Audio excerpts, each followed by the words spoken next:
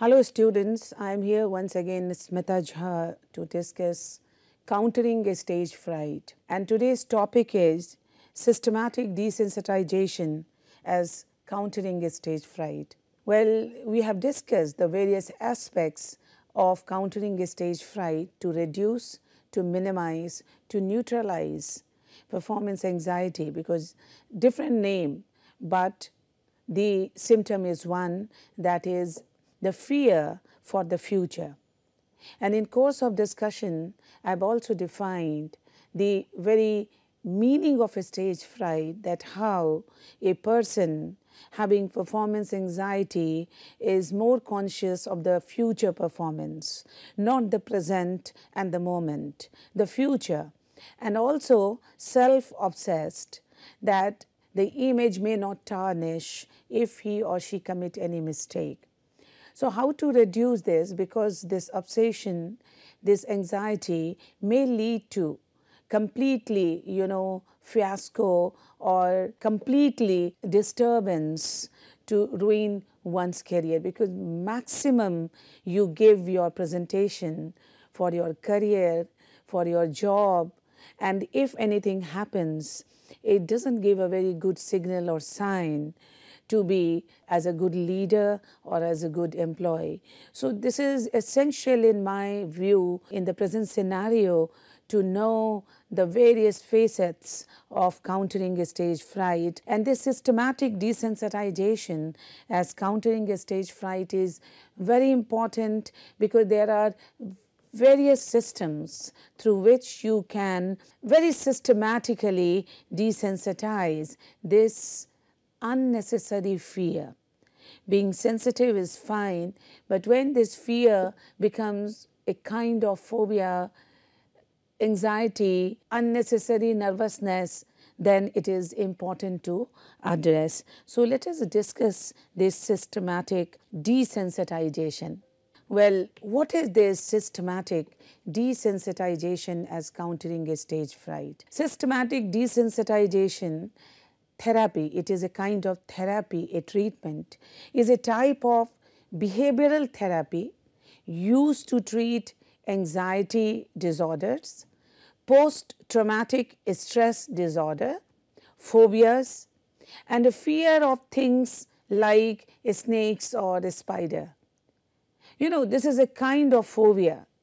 I mean, if you have sometime dog bite or a spider bite, or if you have faced the attack of a snake, this is the kind of phobia. So this is called the post-traumatic stress disorder. And this performance anxiety is more or less the same.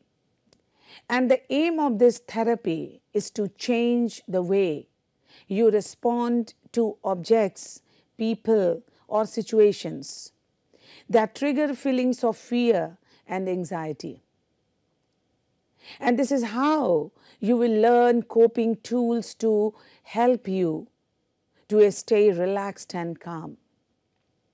Because what is most important in giving the presentation in front of your boss or audience, to maintain calm, to be relaxed. So let us know background of the systematic desensitization. One should know about the history and background of this systematic desensitization.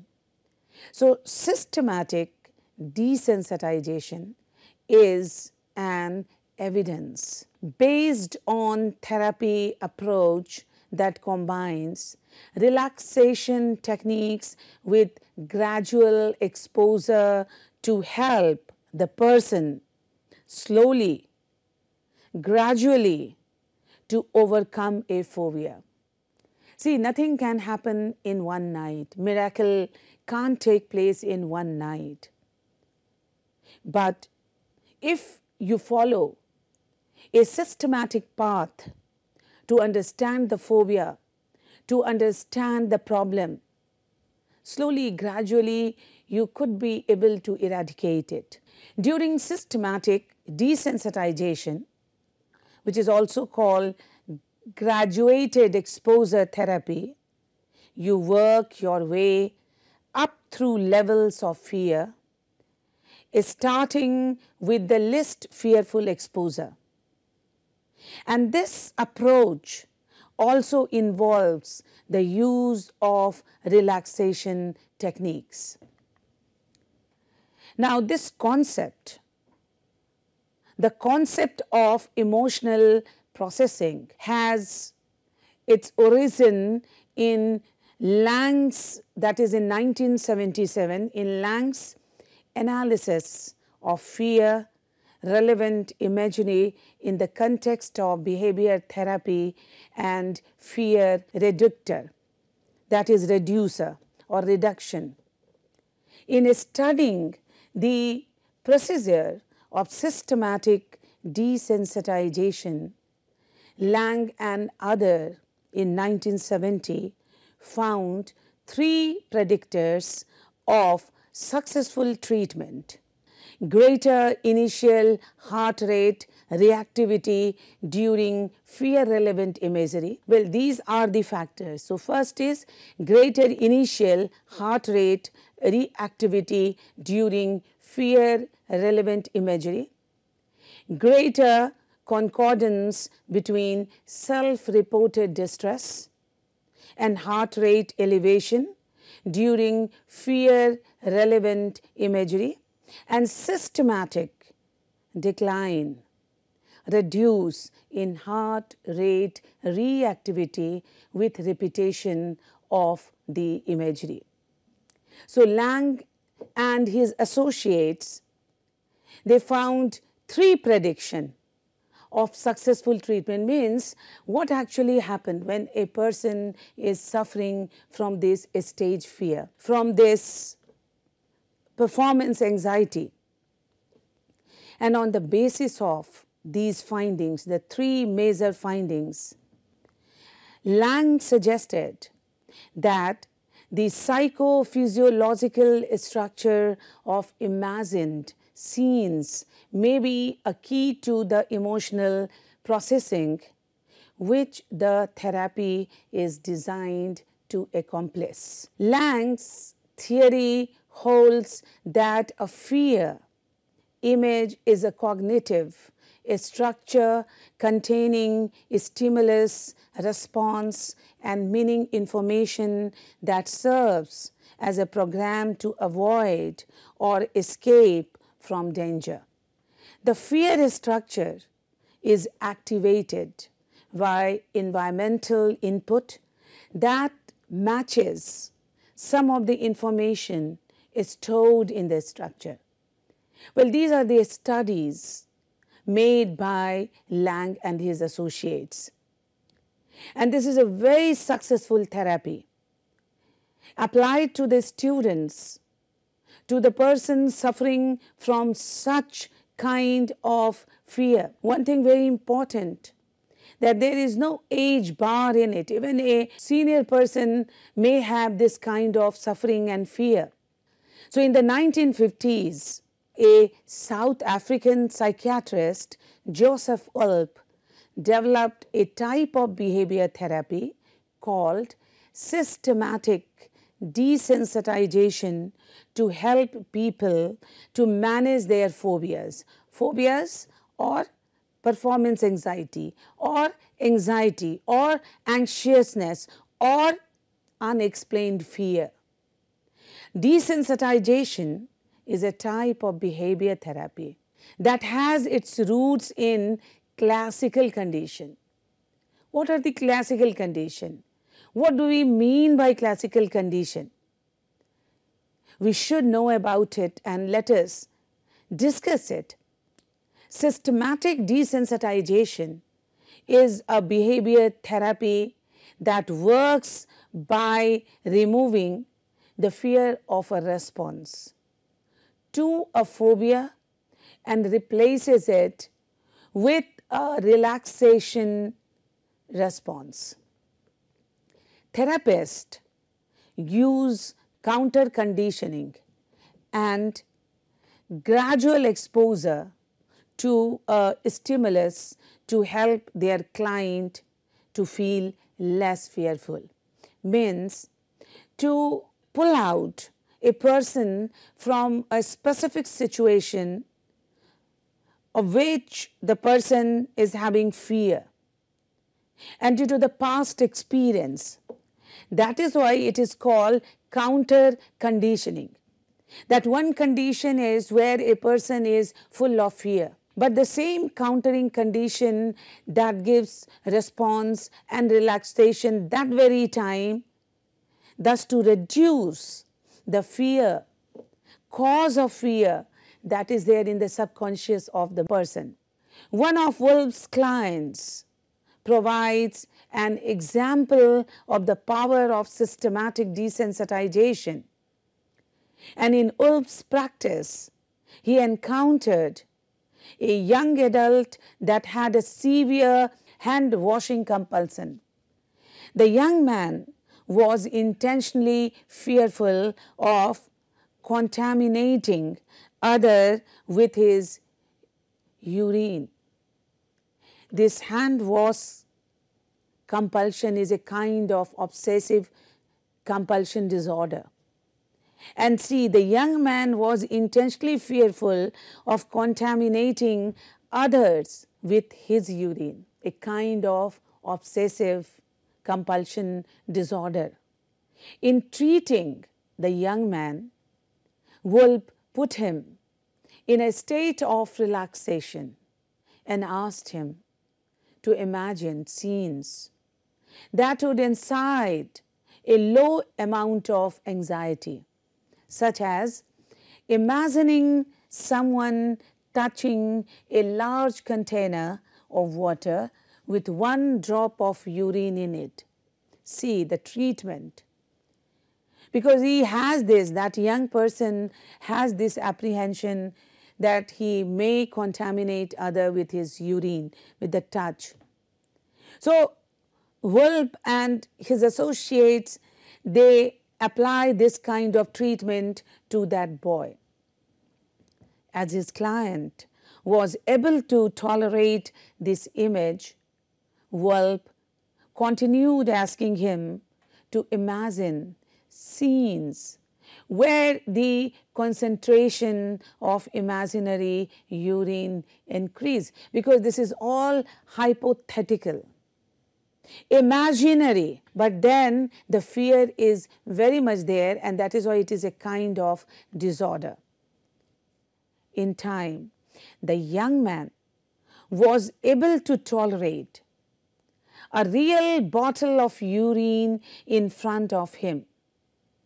Ultimately, the client was able to tolerate having a few drops of diluted urine being applied to the back of his hand without feeling any anxiety. Wolf followed up with the patient 4 years later to find that he was in complete remission from his compulsive behavior.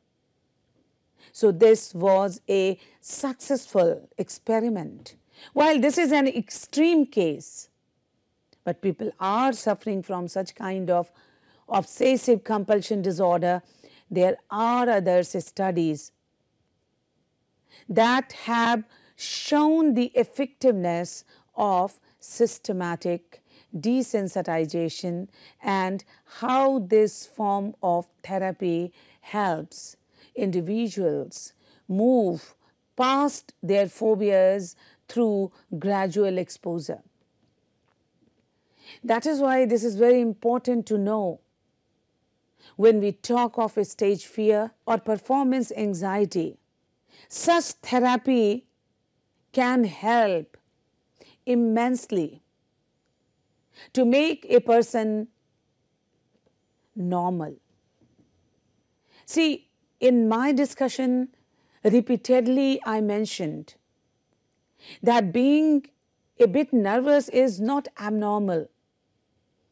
It is a kind of normal activity, but then too much anxiety level is not normal. If it is going to disturb your entire mental frame and physique, then it should be addressed by the doctor. Joseph Wolf based systematic desensitization on the theory of reciprocal inhibition, which involves the automatic antagonist alpha motor neuron inhibition evoked by agonist muscle contraction. This biological process is suspected to play a major role in controlling voluntarily movement in the human body. So this is biological, this is related to medical also, and then the hormone secretion in human body. Systematic desensitization has proven to be highly effective in treating anxiety disorders caused by a learned situation as well as specific phobias. It is important to note that this type of therapy is not effective for treating mental health disorders like depression or schizophrenia. This is just for, performance anxiety and some kind of less important disorder. Relaxation can be part of systematic desensitization, but the more significant component of it is simply repeated exposure to the feared object or situation. The premise behind systematic desensitization is that abnormal behavior is learned and is not innate. Actually, see, even you can imagine, or you must have felt at your home, that a child is not eating a particular vegetable, very innocent example, and that is healthy for him or her, and you say you test it.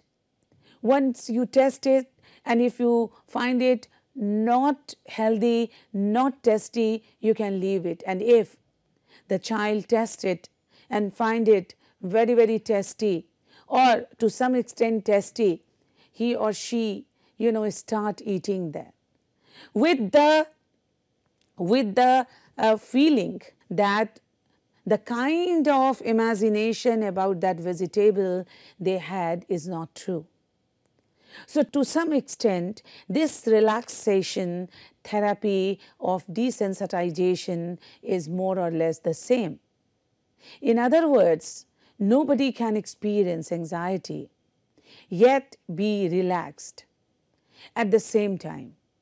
Wolf developed his approach when working with veterans suffering from PTSD after the Second World War, post-traumatic disorder, because war had a very bad impact.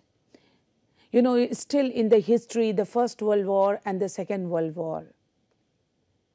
These two wars totally ruined the mankind or human society. And people are still having this fear that if the Third World War takes place, the entire world will be collapsed. So the fear of war, phobia of war, such kind of patients, they were also treated with this systematic desensitization. The stimulus may be a specific situation, such as meeting new people. In the case of social anxiety or a specific thing like spiders, in the case of arachnophobia, it could also be places, sounds, sights, and events associated with a traumatic experience with PTSD. SD. So systematic desensitization uses counter conditioning to teach a client a new response to the stimulus using relaxation techniques during graded exposure to the stimulus. In this way, the original fight or flight response of the sympathetic nervous system is replaced by the relaxation response of parasympathetic nervous system. He used Pavlov's research on classical conditioning to develop counter conditioning during graded exposure to aversive stimuli that were preventive.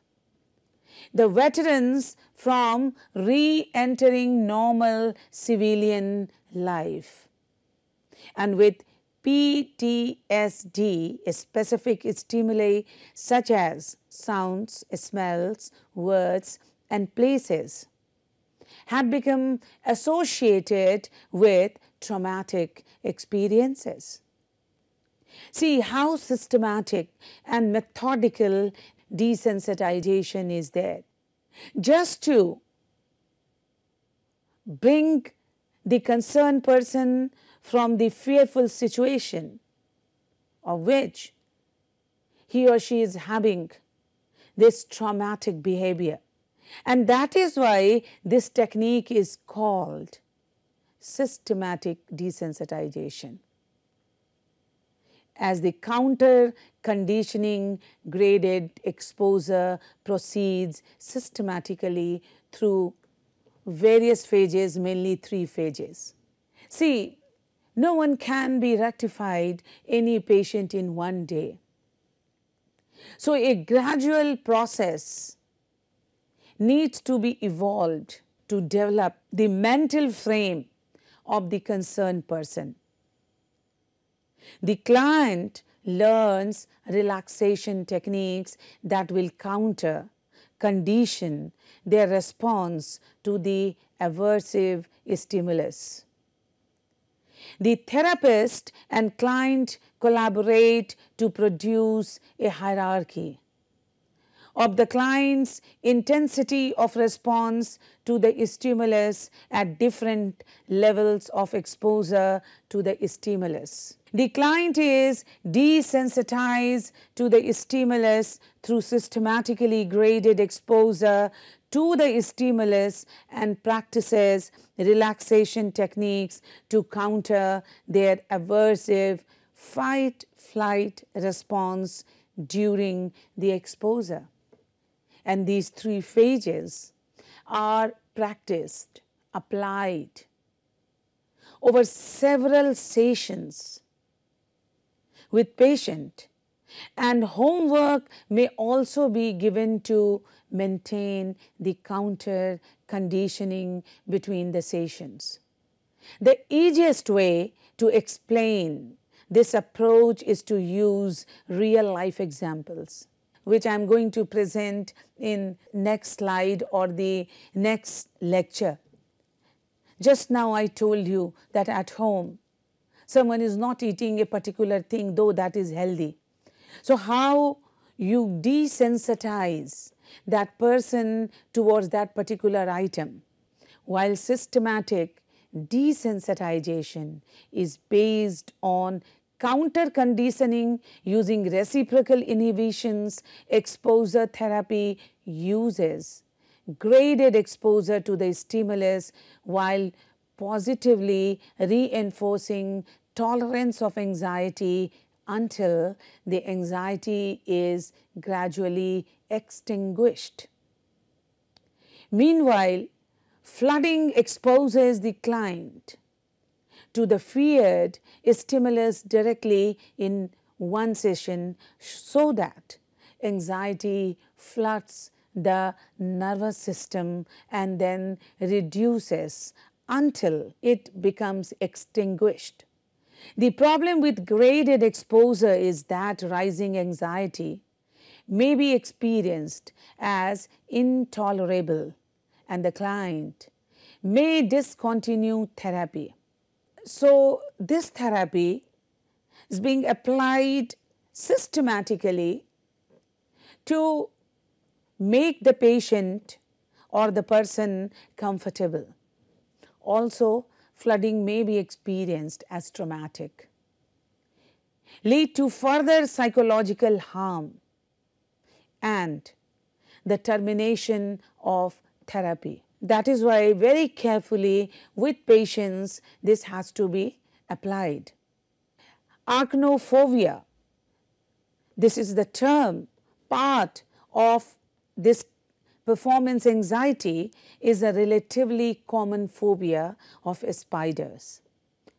And when treating this or any other phobia, the therapist and the client would produce a list of scenarios about the feared object or situation, and the client would then rate their anxiety levels in each situation on a scale of 1 to 10. That is the heart palpitation that shows the fear, intensity of fear. And this is the first step in therapy, that is deep muscle relaxation techniques. The first step in therapy, in this step, the therapist teaches the patient various breathing exercises and techniques to relax muscles. Relaxation techniques use the principles of reciprocal inhibition, meaning an individual cannot be relaxed and tensed at the same time. So, one can practice these relaxation techniques, giving no space for tension when a phobia is triggered. So, there are basically, as I said earlier also, 3 steps or types or aspects of relaxation techniques. The autogenic relaxation technique lets the patient constantly repeat words and phrases to relax the mind. During a progressive muscle relaxation technique, the patient tenses and relaxes each part of the body, starting from the toe and moving upward towards the head. The visualization technique works through imagination. The patient can imagine their favorite places, garden, pools, seesaws, to help the brain feel in a safe zone and thus relaxed. So there is hierarchy in fear. So we should know the fear hierarchy. In fact, in the second stage of therapy, the therapist can encourage the patient to list their fears on a scale of intensity from level 1 to 10. Level 10 is the most dreaded one, and the level 1 causes the least amount of anxiety. And this way, the patient can analyze their fears. So, exposure to fears, that is very important. But here I would like to wrap up this discussion, and student, you must concentrate on the aspects I discuss under the heading systematic desensitization of the fear, or this kind of therapy to reduce your stage fear or the performance anxiety. Let us meet in the next discussion, where I could be able to share with you some of the more points that define the fear hierarchy with exposure to fear. Till then, bye. Thank you.